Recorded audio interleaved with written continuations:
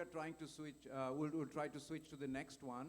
Next presentation is on NF heart, a near field non-contact continuous user authentication system using Ballistocardiogram. I don't know what Ballistocardiogram is, but I'm going to find out.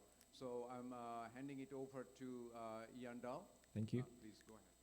Hi everyone, it's great to see you guys here. This is Yandao Huang from Hong Kong University of Science and Technology. I'm presenting my paper, NF Heart.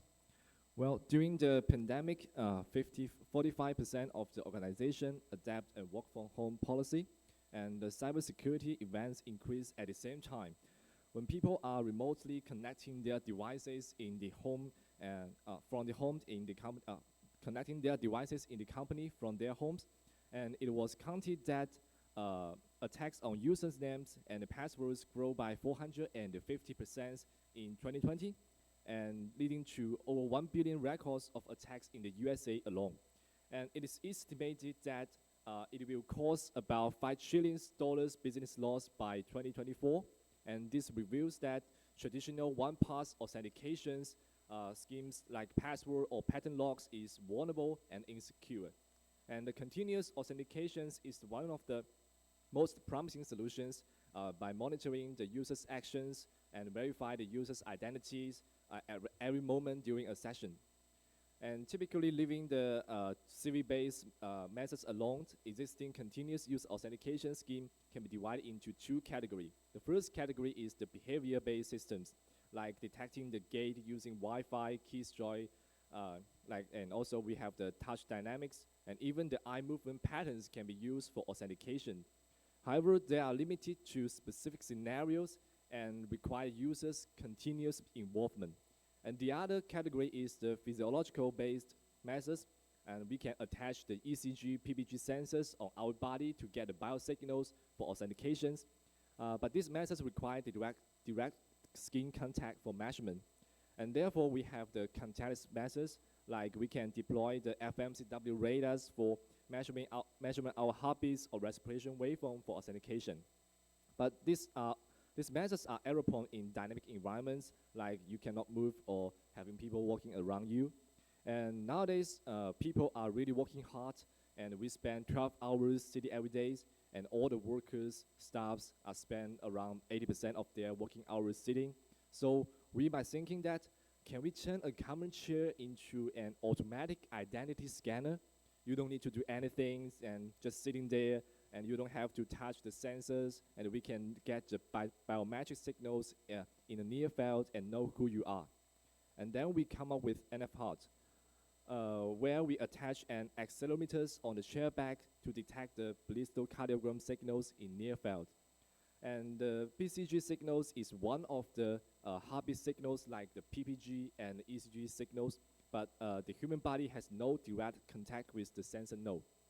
And we envision that our systems can be useful in the following application scenarios.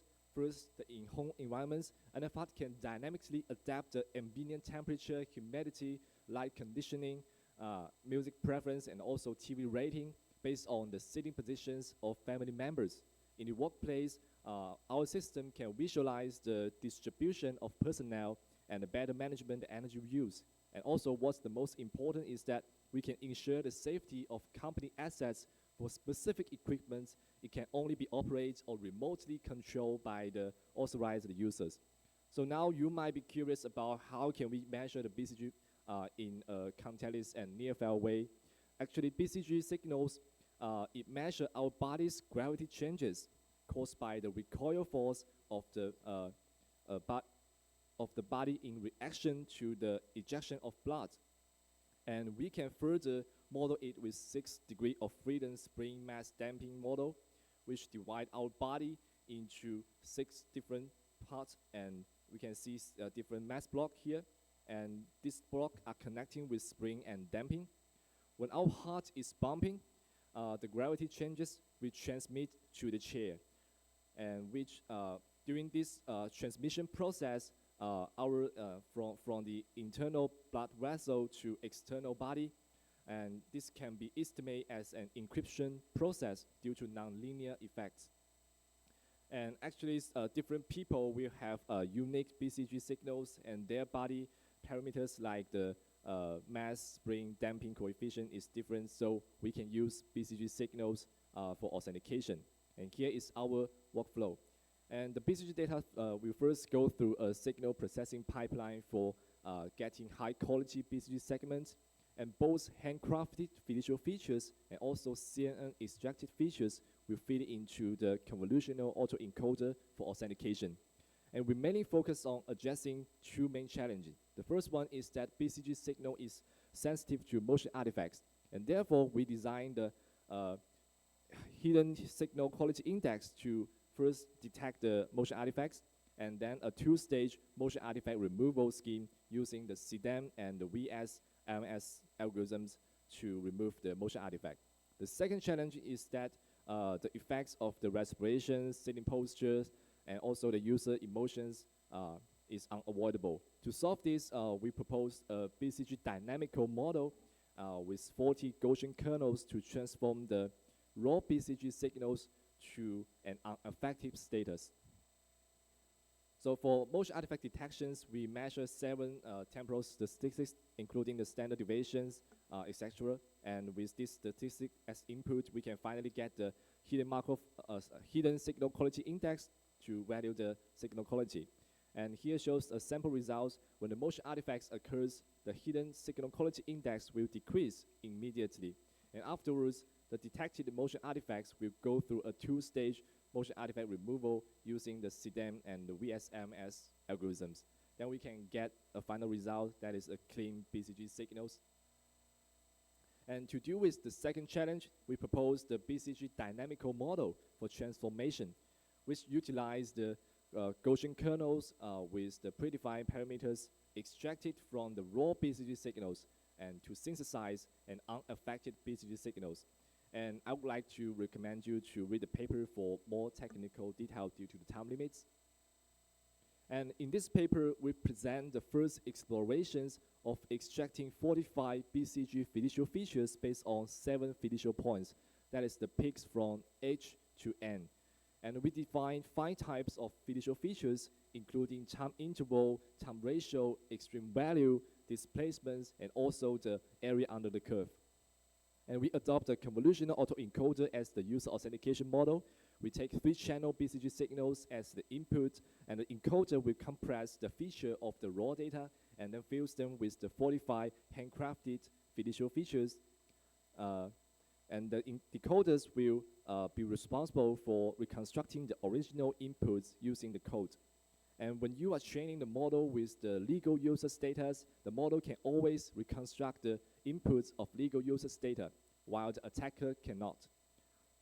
And we prototype our systems using Murata 3-axis accelerometers for BCG measurements.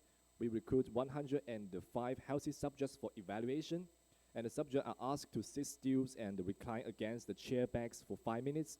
In addition, we further ask 10 subjects to evaluate the system robustness. And for the results, when the heart rate collect time equals to 2 minutes and we use 7 cardiac cycles as input, our systems can verify the users with a balanced accuracy of 96.5% and an equal error rate of 3.8%. And we evaluate the impact of motion artifact, including like making phone call, flipping books, swing to the music, and also typing keyboard. And the motion artifact removal algorithms increase the balance accuracy by 27% and reduce the equal error rate by 30% on average. We also ask the user to set a different posture and to simulate their different emotion status by raising their heart rate to different level.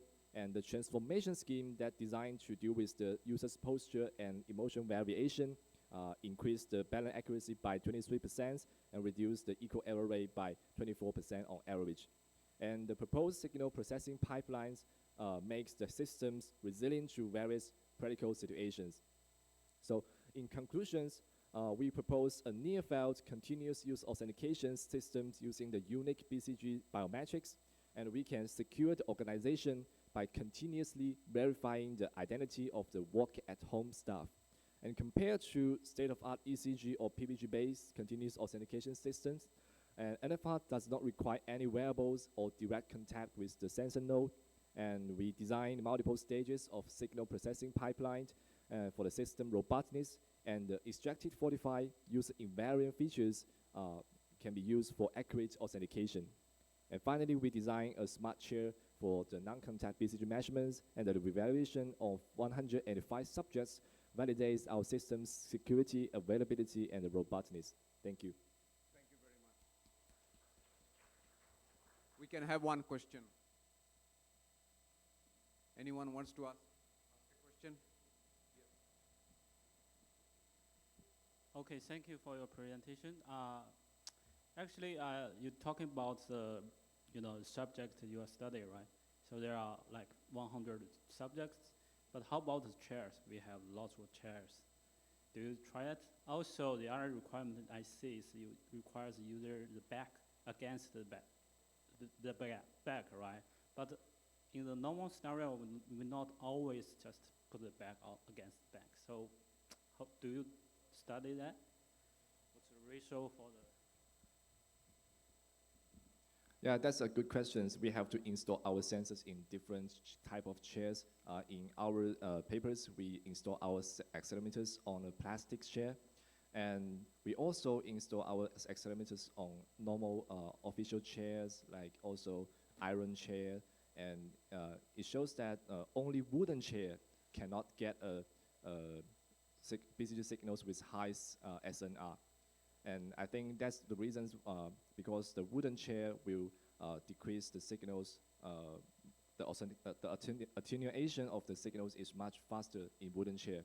But according to the, regarding to the sitting posture, like we do not recline against the chair back. When we are sitting still without reclining at the chair backs, we can still get the BCG signals quite well in the plastic chair, and we conduct the experiments in our paper. Yeah, thank you. Thank you very much. Okay, in the interest of time, we are switching to the next presentation. So please keep your questions ready for the panel session if you have more questions.